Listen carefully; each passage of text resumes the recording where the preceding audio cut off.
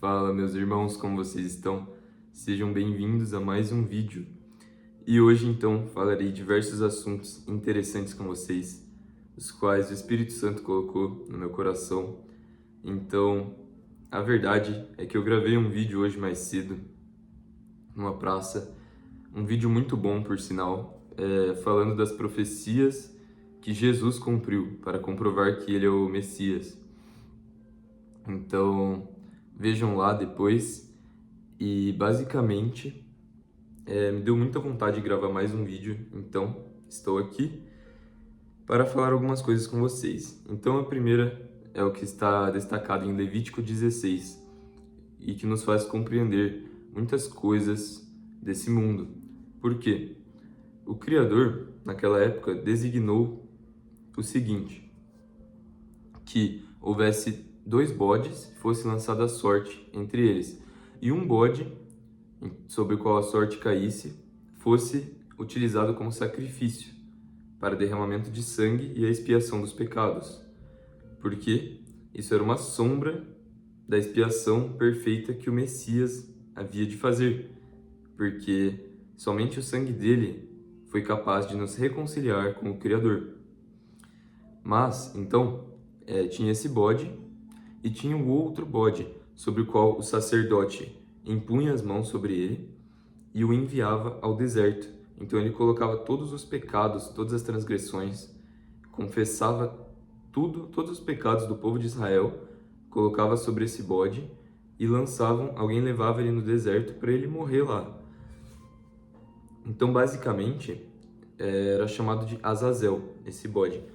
E aí o inimigo, que é o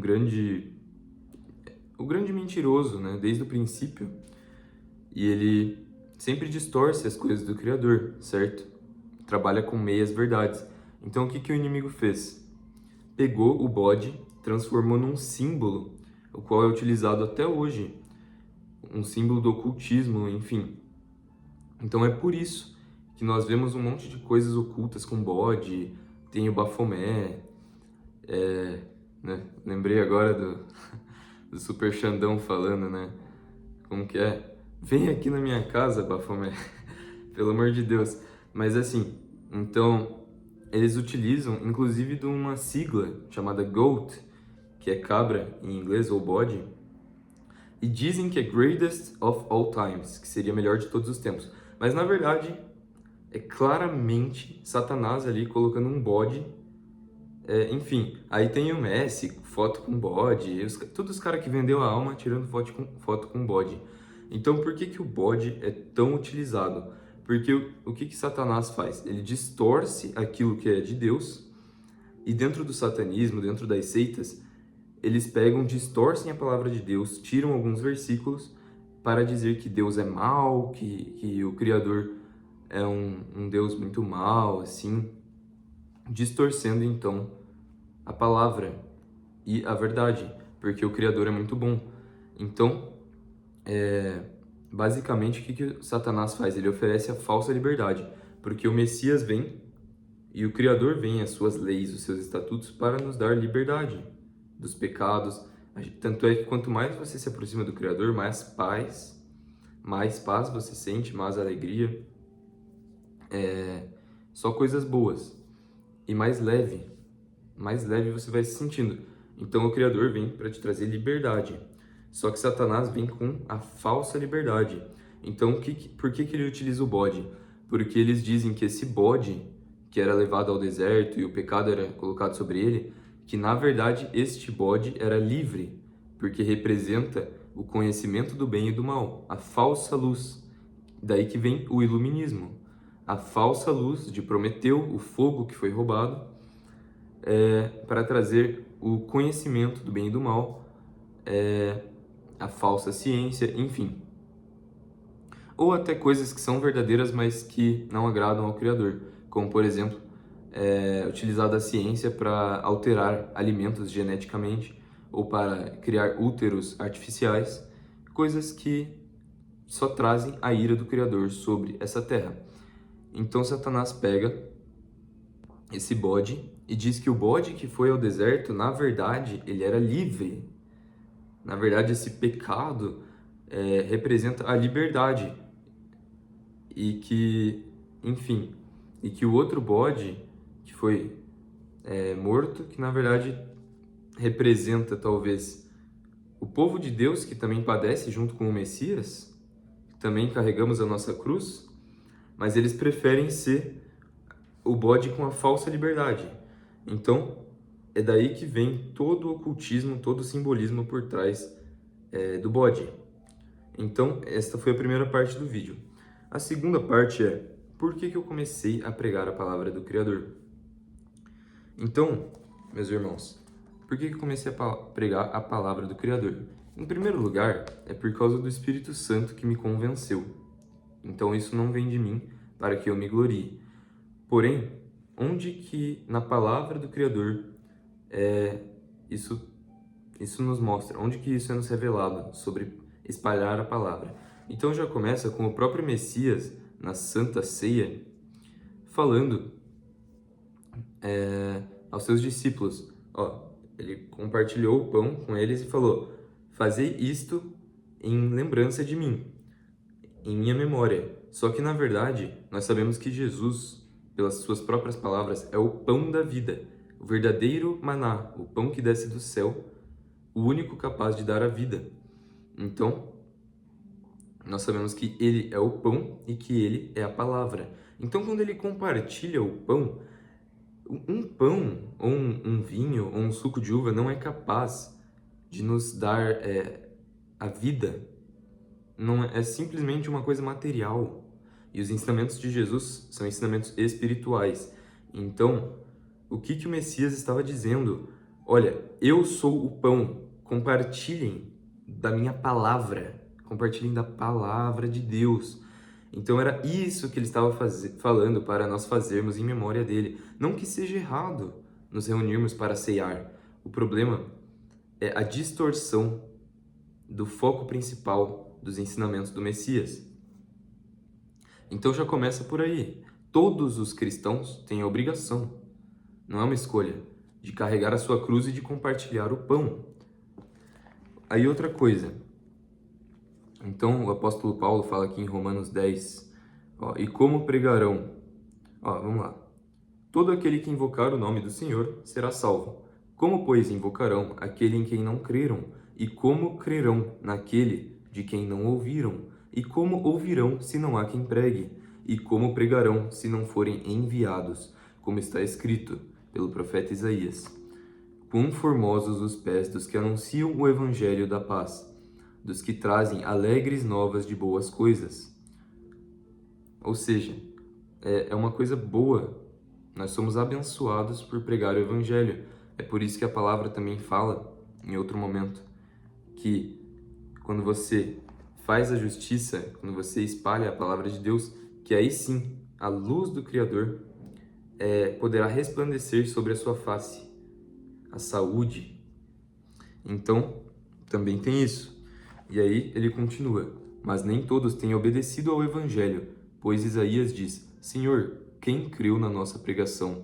De sorte que a fé é pelo ouvir, e o ouvir pela palavra de Deus. Então, basicamente é isso. Outra coisa, né? A palavra nos diz claramente, e isso, pelo menos para mim, traz um senso de urgência e deveria trazer a todos os que se dizem salvos. Então a palavra nos diz: muitos são chamados, mas poucos são os escolhidos. A palavra diz: vigiem e orem para que não caiam, porque a carne é fraca. O espírito está pronto, mas a carne é fraca. A palavra fala também, o Messias fala, que porfiai entrar pela porta estreita, pois estreito é o caminho que leva à vida, mas largos são os caminhos que levam à perdição, e muitos entram por ela.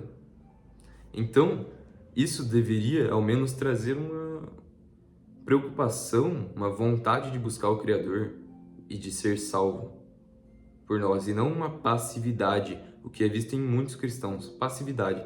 Eles acham que porque vão para a igreja ou porque fizeram uma oração entregando a sua vida a Cristo, que está tudo bem, que não precisa fazer mais nada, sendo que é o contrário do que a palavra diz, porque a palavra nos fala para buscar a santificação e o aperfeiçoamento até o dia de Cristo.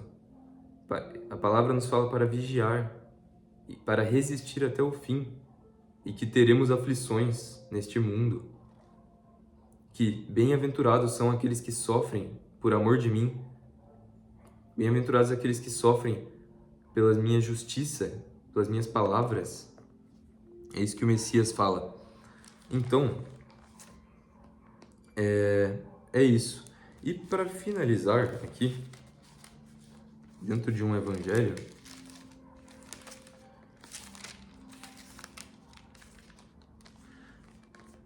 eu vou abrir aqui então em Marcos 16, 15. Então, Jesus falou: Ide por todo o mundo, pregai o evangelho a toda criatura. Isso não era uma mensagem apenas para os apóstolos, mas sim para todos os verdadeiros seguidores de Cristo, para toda a igreja. É um chamado, é um comando de Jesus. Então, quem crer e for batizado será salvo, mas quem não crer será condenado. Ou seja, quem receber o Espírito Santo, aquele que tiver uma boa terra na qual a semente do Evangelho florescer, como diz a parábola do semeador, este será salvo. E estes sinais seguirão aos que crerem. Em meu nome expulsarão demônios, falarão novas línguas, pegarão nas serpentes, e se beberem alguma coisa mortífera, não lhes fará dano algum, e porão as mãos sobre os enfermos e os curarão. Ora, o Senhor, depois de lhes ter falado, foi recebido no céu e assentou-se à direita de Deus. E eles, tendo partido, pregaram por todas as partes, cooperando com eles o Senhor e confirmando a palavra com os sinais que se seguiram. Amém. Então, primeira coisa, só um detalhe, né? Os apóstolos pregaram no mundo inteiro também. Então, há registros de Tomé aqui no Brasil, na Índia. O próprio Paulo pregou na Europa, na Espanha, na Itália e na Ásia inteira. Lá pela Macedônia também, para os gregos. E os outros também pregaram no mundo inteiro. E que mais? Então, assim, é um comando do Messias para nós irmos para todo mundo e pregar o evangelho a toda criatura. E assim, grande é a colheita, grande é a seara, mas poucos são os ceifeiros. Então, assim, a palavra de Deus a todo momento nos chama a ser separados, ou seja, santificados, a nós sermos separados para o Messias, para o Evangelho. Assim como a noiva, que é a igreja, assim como a noiva se adorna para o seu marido, para o seu esposo, para que não seja encontrada sem óleo na sua lâmpada quando o noivo voltar. Então, tem mais uma coisa ainda que eu tinha esquecido, mas eu não vou nem abrir aqui, porque já está na minha cabeça. Então, em 1 Coríntios 9, o apóstolo Paulo fala: Ai de mim se não pregar o evangelho. Ai de mim se não pregar o evangelho. Então, nós somos devedores. Eu me sinto devedor para com Cristo. Eu literalmente amo tanto a palavra de Deus, é tão maravilhoso. Dá vontade de vir aqui pregar tudo para vocês. Eclesiastes, Jó, Josué, Samuel. Dá vontade de pregar tudo para vocês, para falar a verdade. Mas assim, tem que ter paciência. Mas assim, eu vou pregar a minha vida inteira, basicamente. Essa é a minha vontade, esse é o meu desejo. E eu me sinto devedor para com o Messias. Então eu vou fazer de tudo para agradar ao Criador, como sacrifício agradável e cheiro suave. Ou seja, um dos deveres, além da caridade, além de se abster de determinados pecados e de determinadas coisas do mundo é o comando da pregação do Evangelho, de compartilhar o pão, que é a palavra viva. Então, basicamente, este foi o vídeo, meus irmãos. Todos estes versículos foram os que me guiaram para a pregação do Evangelho, para me tornar alguém, um participante das aflições de Cristo. E tudo que eu perco, para mim é reputado como escória por aquilo que eu ganho em Cristo. Então, muito obrigado por ter assistido até aqui, que você seja muito abençoado pelo Criador, com todas as bênçãos que Ele puder te dar e frutos do Espírito Santo. Que mais? Então deixe seu gostei, compartilhe esta mensagem para que o Evangelho verdadeiro, essa doutrina seja espalhada. Se inscreva no canal se você não é inscrito. Muito obrigado, meus irmãos, porque chegamos aos 500 inscritos, graças a Deus. Glória a Deus por isso. E é isso, então. Deixe seus comentários que eu vou ler todos. Então, é isso, que o Criador vos abençoe e até a próxima.